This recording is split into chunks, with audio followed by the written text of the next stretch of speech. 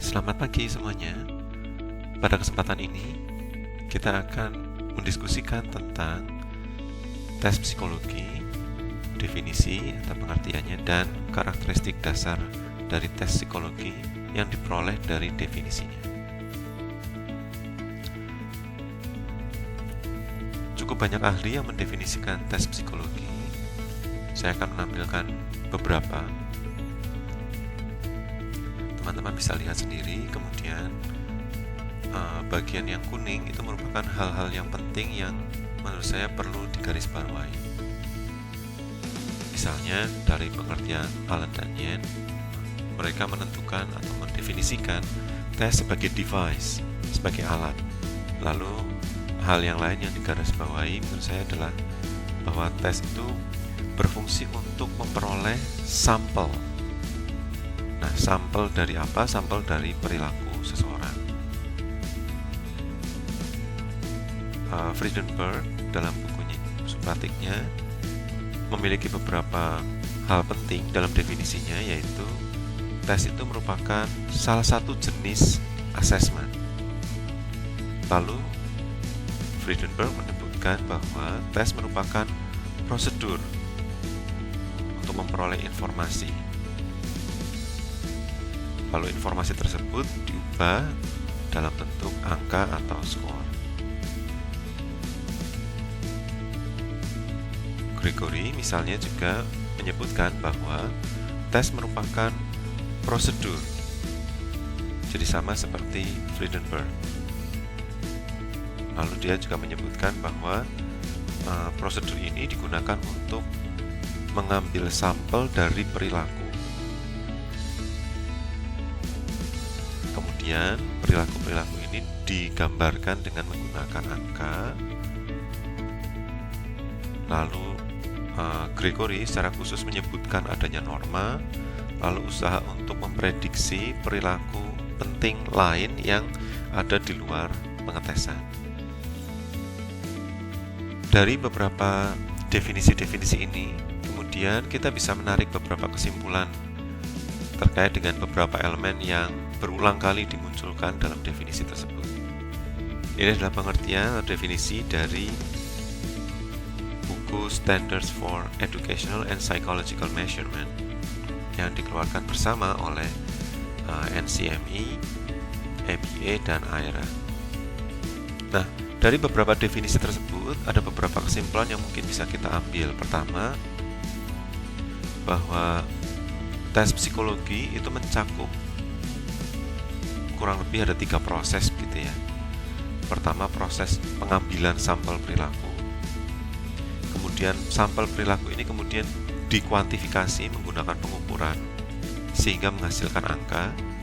Lalu kemudian angka ini dalam bentuk skor itu diinterpretasi.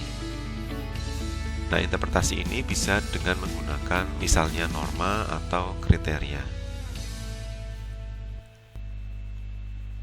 Jadi berdasarkan definisi-definisi tadi, kita juga dapat menemukan bahwa atau dapat menggarisbawahi bahwa tes psikologi itu merupakan prosedur atau kalau Allen dan Yen menyebutnya device gitu ya, alat yang sistematis dan spesifik.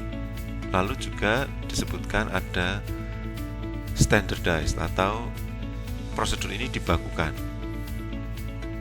Misalnya bahwa prosedur ini harus sama untuk semua orang. Jadi tidak bisa misalnya yang satu kemudian hanya diberi 10 item, yang lain hanya diberi 2 item misalnya gitu ya. Jadi ada proses standar yang harus dijalankan. Kemudian proses standar ini mencakup apa saja? Mencakup stimulus, tugas, atau pertanyaan, atau item. Kemudian kondisi administrasi tesnya juga harus dibakukan, dibuat sama untuk semua orang. Kemudian cara scoring dan cara interpretasinya itu juga harus sama untuk semua orang. Hal kedua yang merupakan elemen penting dalam definisi-definisi tadi itu adalah bahwa tes psikologi berusaha untuk mengambil sampel perilaku. Apa maksudnya itu mengambil sampel perilaku? Jadi gambarannya kurang lebih seperti ini. Di sini atribut psikologis saya gambarkan sebagai tidak memiliki bentuk yang pasti begitu ya. Ini karena atribut psikologis bersifat abstrak atau intangible gitu ya. Kita tidak bisa melihatnya gitu ya, merasakan atau merabanya begitu. Sehingga butuhkan operasionalisasi proses untuk membuatnya operasional dalam bentuk perilaku-perilaku atau yang disebut dengan eksplikasi. Dari operasionalisasi, eksplikasi, lalu kita bisa menemukan bahwa cara yang paling tepat atau sifat dari atribut psikologis ini dapat diungkapkan dengan menggunakan apa gitu ya, dengan tugas yang seperti apa. Kita meminta partisipan untuk melakukan penilaian gitu ya, judgment, atau mengungkapkan sentimen mereka terhadap suatu stimulus. Misalnya sentimen ini misalnya suka tidak suka, jadi sifatnya lebih subjektif, atau dalam bentuk kinerja. Jadi ada sebuah tugas lalu dia mengikuti tugas itu, lalu kita melihat bagaimana kinerjanya. Nah, dari semua ini lalu kita akan menghasilkan begitu banyak perilaku yang dapat menggambarkan atribut psikologis tertentu. Jadi dari proses operasionalisasi, eksplikasi ini kita akan dapat menemukan, bahkan bisa dikatakan perilaku dengan jumlah yang tidak terhingga untuk bisa menggambarkan atribut psikologis tertentu. Misalnya sebut saja kemampuan matematika, maka perilaku yang dapat menggambarkan kemampuan matematika itu bisa sangat beragam. Dari misalnya yang paling sederhana, menyebutkan nama dari bilangan, misalnya angka 1, angka 2, angka 3 gitu ya. Atau melakukan proses penjumlahan. Proses penjumlahan ini sendiri sebetulnya sangat banyak gitu ya, penjumlahan satu bilangan, misalnya 1 tambah 1, 1 tambah 3, atau penjumlahan dengan digit yang banyak gitu ya, misalnya 345 ditambah 753 dan seterusnya. Nanti perkalian, pembagian dan seterusnya, sampai yang sangat kompleks. Nah, semua perilaku-perilaku ini itu adalah perilaku-perilaku yang dapat menggambarkan atribut psikologis yang disebut kemampuan matematik. Karena jumlahnya yang sangat banyak, rasanya tidak mungkin gitu, untuk meminta seorang partisipan untuk mengerjakan semua soal-soal tersebut. Sehingga kita hanya dapat meminta partisipan untuk mengerjakan beberapa soal saja, soal-soal dalam jumlah yang terbatas.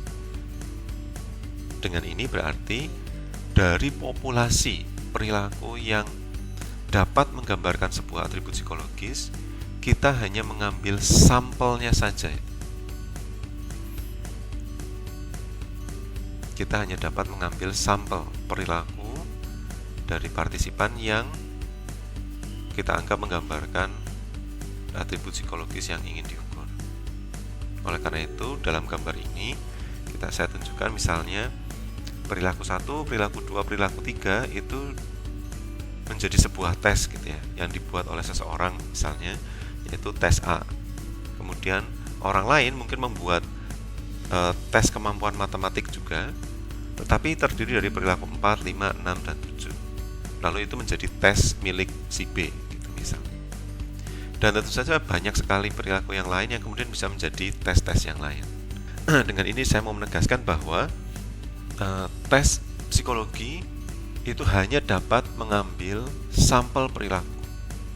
Oleh karena itu, apakah ada kemungkinan bahwa sampel-sampel perilakunya ini tidak benar-benar menggambarkan populasi? Tentu saja ada. Nah, isu-isu ini yang kemudian nanti dikupas, dibahas di dalam bagian lain, misalnya dalam hal validitas. Elemen yang lain dari definisi tes psikologi yang dapat kita ambil adalah bahwa tes itu menghasilkan skor atau ada proses pengukuran gitu ya. Lalu pertanyaannya adalah, lalu bagaimana kita mengkuantifikasi skornya, mengkuantifikasi sampel perilaku yang muncul? Apakah kita hitung saja jumlahnya begitu ya? kita hitung 1, 2, 3 gitu, berapa banyak sampel perilaku yang muncul, atau kita memberi bobot 5, 4, 3, 2, 1 semacam itu, atau dengan cara yang lain. Nah, ini salah satu elemen gitu ya, karakteristik dasar yang menurut saya penting untuk dipikirkan oleh penyusun tes atau penyusun skala gitu. Setelah skor dihasilkan dalam sebuah tes psikologi, lalu elemen yang lain yang penting adalah lalu skor ini bermakna apa gitu ya. Usaha untuk melakukan interpretasi terhadap skor. Nah, interpretasi skor ini paling tidak ada dua cara untuk melakukannya, yaitu dengan menggunakan norma, atau dengan kata lain, skor diinterpretasi berdasarkan posisinya gitu ya, posisinya dibandingkan dengan kelompok skor yang lain. Jadi misalnya seseorang memperoleh IQ sebesar 110, lalu kemudian dibandingkan dengan orang-orang dalam kelompok yang dites gitu ya. Seseorang dengan skor 110 ini ada di mana itu posisinya?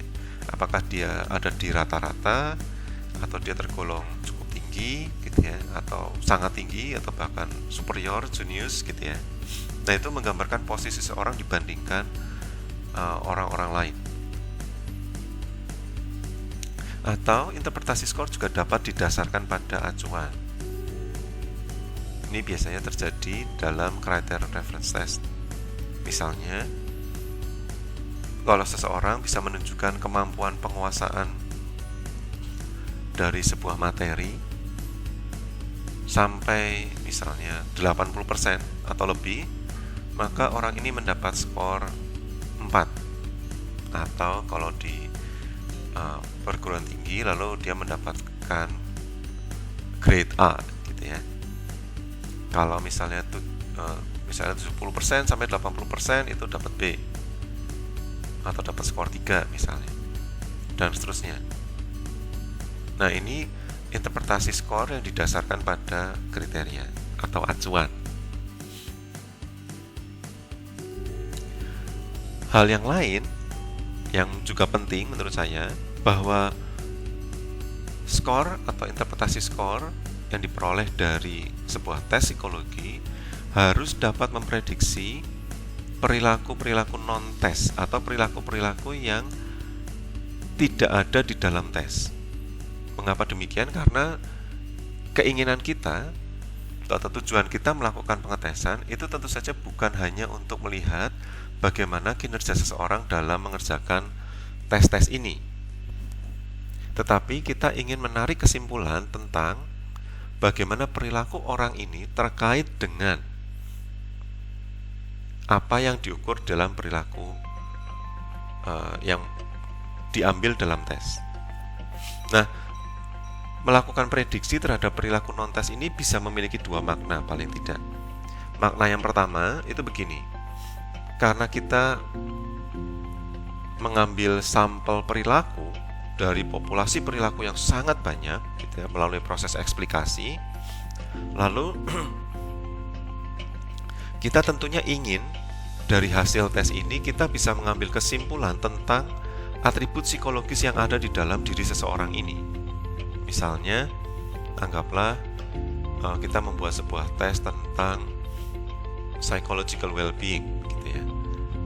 Nah, lagi-lagi karena dapat diungkapkan dengan perilaku yang sangat banyak, maka kita hanya dapat mengambil sampel perilaku. Nah, tentu saja kita tidak hanya ingin melihat bagaimana kinerja atau respon orang tersebut di dalam skala ini saja gitu ya, tetapi kita ingin mengambil kesimpulan tentang kondisi psikologis, kesejahteraan psikologis orang tersebut sebetulnya seperti apa gitu, secara umum gitu ya, tidak hanya hal-hal yang hanya diungkapkan dalam item atau perilaku-perilaku yang ada di dalam tes. Nah, itu makna yang pertama.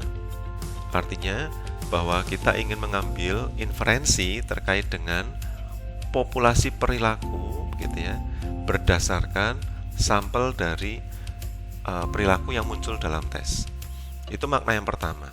Makna yang kedua juga bisa jadi ketika kita mengetahui suatu kondisi seseorang secara umum gitu ya, kita mengetahui populasi dari atau kita dapat mengambil inferensi mengenai populasi dari kesejahteraan psikologi seseorang ini, maka berikutnya adalah mengkaitkannya dengan variabel lain. Pertanyaannya kemudian misalnya, oke lah, saya sudah tahu seseorang ini memiliki kesejahteraan psikologis yang sangat baik. Lalu apa? Gitu kan. Nah, variabel kesejahteraan psikologis ini tentu saja tidak dapat berdiri sendiri ketika kita melakukan interpretasi. Dia harus dikaitkan dengan variabel lain. Misalnya, kalau untuk mahasiswa ya mungkin kesejahteraan psikologis dikaitkan dengan prestasi belajar, dikaitkan dengan bukaannya, dengan kesehatan mentalnya, misalnya seperti itu. Misalnya contoh lain adalah kita melakukan pengetesan dengan menggunakan tes potensi akademik, kemudian setelah kita mendapatkan hasilnya, lalu kita berharap hasil dari tes potensi akademik tersebut dapat digunakan untuk memprediksi prestasi mahasiswa di kemudian hari, misalnya IPK-nya di semester keempat. Jadi kita dapat memprediksi perilaku mahasiswa tersebut, performance gitu ya, kinerja mahasiswa ini dengan menggunakan hasil tes yang kita peroleh. Demikian pengertian tes psikologi dan kemudian elemen-elemen atau karakteristik dasar yang dapat kita peroleh terkait dengan tes psikologi dari definisi yang telah dipaparkan oleh banyak ahli. Kita akan bertemu lagi dalam pembahasan yang berikutnya, yaitu syarat-syarat tes psikologi yang baik.